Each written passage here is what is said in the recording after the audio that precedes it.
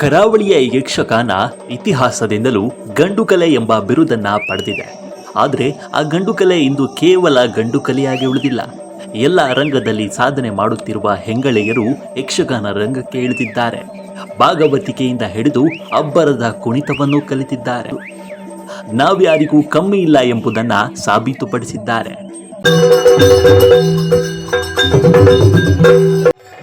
ಅಂತಹ ಹೆಣ್ಣು ಮಕ್ಕಳ ಕುರಿತಾದ ಹೆಮ್ಮೆಯ ಸ್ಟೋರಿಯನ್ನ ಇವತ್ತಿನ ವಿಡಿಯೋದಲ್ಲಿ ಹೇಳ್ತೀವಿ.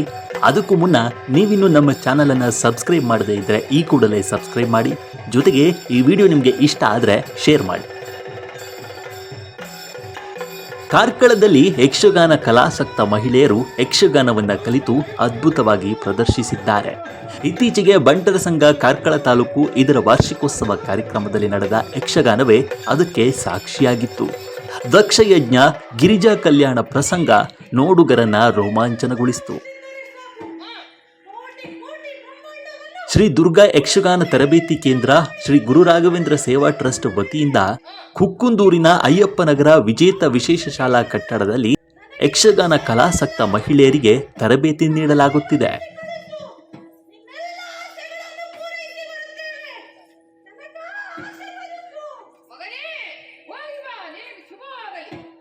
ಯಕ್ಷಗಾನ ಒಂದು ಗಂಡು ಕಲೆ ಎನ್ನುವುದು ಸರ್ವೇ ಸಾಧಾರಣವಾಗಿ ಎಲ್ಲರೂ ಹೇಳುವಂತಹ ವಿಚಾರ. ಆದರೆ ಇತ್ತೀಚೆಗೆ ಬಹಳಷ್ಟು ಮಹಿಳೆಯರು ಈ ಯಕ್ಷಗಾನದಲ್ಲಿ ತಮ್ಮನ್ನು ತಾವು ತೊಡಗಿಸಿಕೊಂಡು ಬಹಳಷ್ಟು ಪ್ರದರ್ಶನಗಳನ್ನು ನೀಡ್ತಾರೆ. ಹೆಚ್ಚಿನ ಒಂದು ಆಸಕ್ತಿಯನ್ನು ವಹಿಸ್ತಾ ಇದ್ದಾರೆ. ನಮ್ಮ ಕಾರ್ಕಳದ ಅಯ್ಯಪ್ಪನಗರದಲ್ಲಿ ಶ್ರೀ ಗುರು ರಾಘವೇಂದ್ರ ಸೇವಾ ಟ್ರಸ್ಟ್ ರಿಜಿಸ್ಟರ್ ಇದರ ವತಿಯಿಂದ ನಾವು ಶ್ರೀ ದುರ್ಗಾ ಯಕ್ಷಗಾನ ಕೇಂದ್ರವನ್ನು ಪ್ರಾರಂಭಿಸಿದ್ದೇವೆ. ಬಹಳಷ್ಟು ಮಹಿಳೆಯರು ಒಳ್ಳೊಳ್ಳೆ ಒಂದು ಹುದ್ದೆಗಳಲ್ಲಿ ಇರುವಂತಹ ಮಹಿಳೆಯರು ಈ ಯಕ್ಷಗಾನ ಕಲಾ ಕೇಂದ್ರದಲ್ಲಿ ವಿದ್ಯಾರ್ಥಿಯಾಗಿ ಆಗಮಿಸಿ ಯಕ್ಷಗಾನ ತರಬೇತಿಯನ್ನು ಪಡೆದು ಹಲವಾರು ಕಡೆ ಯಕ್ಷಗಾನ ಪ್ರದರ್ಶನವನ್ನು ನೀಡುವಲ್ಲಿ ಯಶಸ್ವಿಯಾಗಿದ್ದಾರೆ. ತುಂಬ ಒಂದು ಆಸಕ್ತಿ ವಹಿಸ್ತಾ ಇದ್ದಾರೆ. ತುಂಬ ಜನ ಮಹಿಳೆಯರು ಇದಕ್ಕಾಗಿ ಸಂಪರ್ಕಿಸಿ ಈ ಒಂದು ಯಕ್ಷಗಾನ ತರಬೇತಿ ಕೇಂದ್ರದ ಮೂಲಕ ತರಬೇತಿಯನ್ನು ಪಡಿತಾ ಇದ್ದಾರೆ. ಖಂಡಿತವಾಗಿಯೂ ಬಹಳಷ್ಟು ಒಂದು ಸಂತೋಷ ಆಗುವಂತಹ ವಿಚಾರ. ಯಕ್ಷಗಾನ ಗಂಡು ಕಲೆಯಾಗಿ ಉಳಿದಿಲ್ಲ. ಇವತ್ತು ಹೆಣ್ಣು ಮಕ್ಕಳು ಮಹಿಳೆಯರು ಬಹಳಷ್ಟು ಜನ ಈ ಒಂದು ಕಲೆಯಲ್ಲಿ ತಮ್ಮನ್ನು ತಾವು ತೊಡಗಿಸಿಕೊಂಡಿರುವಂಥದ್ದು ಅಭಿನಂದನೀಯ ವಿಚಾರವಾಗಿದೆ.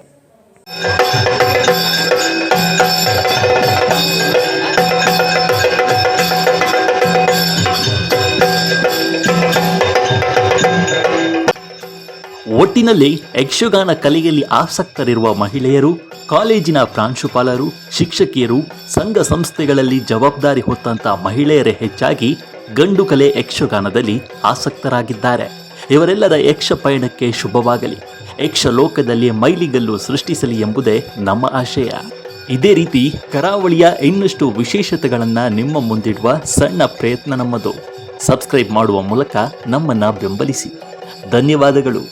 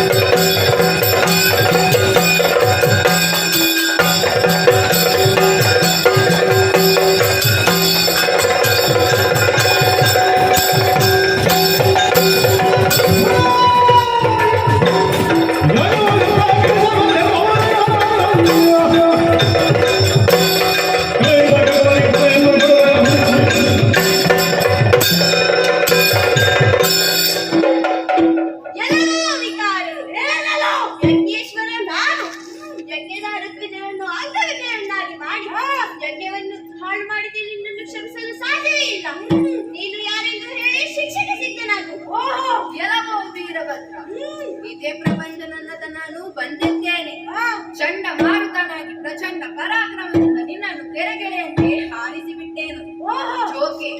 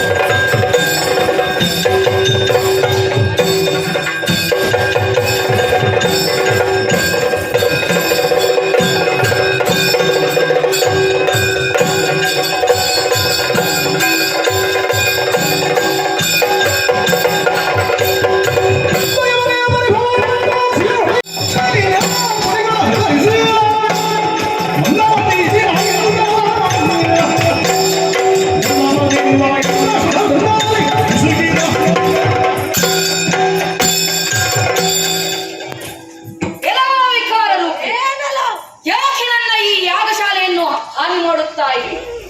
ಋತ್ವಿಜರನ್ನು ಋಷಿಮುನಿಗಳನ್ನು ಯಾಕೆ ನೀನು ಹಿಂಸಿಸುತ್ತಾ ಇರುವೆ? ವಂದನೀಯರಾದ ದೇವಾನುದೇವತೆಗಳನ್ನು ಯಾಕೆ ಓಡಿಸುತ್ತಾ ಇರುವೆ? ಯಾಕೆ ದ್ವೇಷ? ಯಾರು ನೀನು? ಎಲ್ಲಿಂದ ಬಂದೆ? ಯಾಕೆ ಬಂದೆ? ನಾನು ಇಲ್ಲಿಯ ಯಜಮಾನ, ಈ ಯಾಗಶಾಲೆಯ ಯಜಮಾನ, ದಕ್ಷ ಪ್ರಜಾಪತಿ. ನೀನು ಯಾರು ಹೇಳು?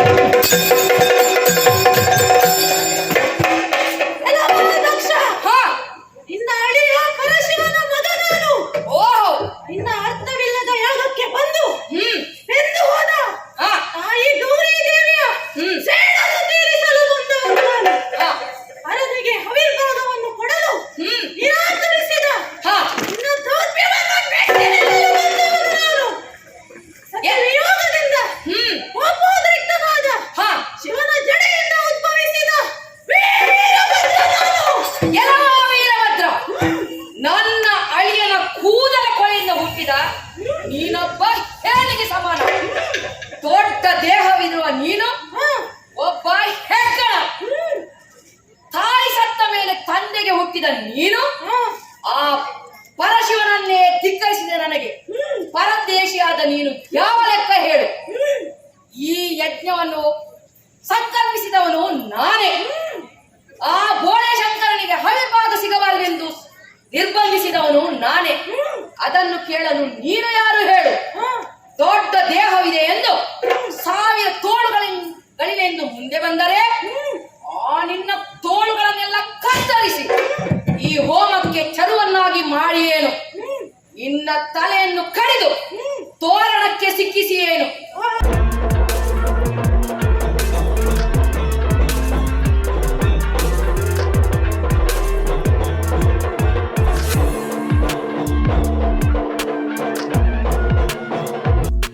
ಸಬ್ಸ್ಕ್ರೈಬ್ ಮಾಡಿ ಕರಾವಳಿ ಕಂದ ಯೂಟ್ಯೂಬ್ ಚಾನಲ್.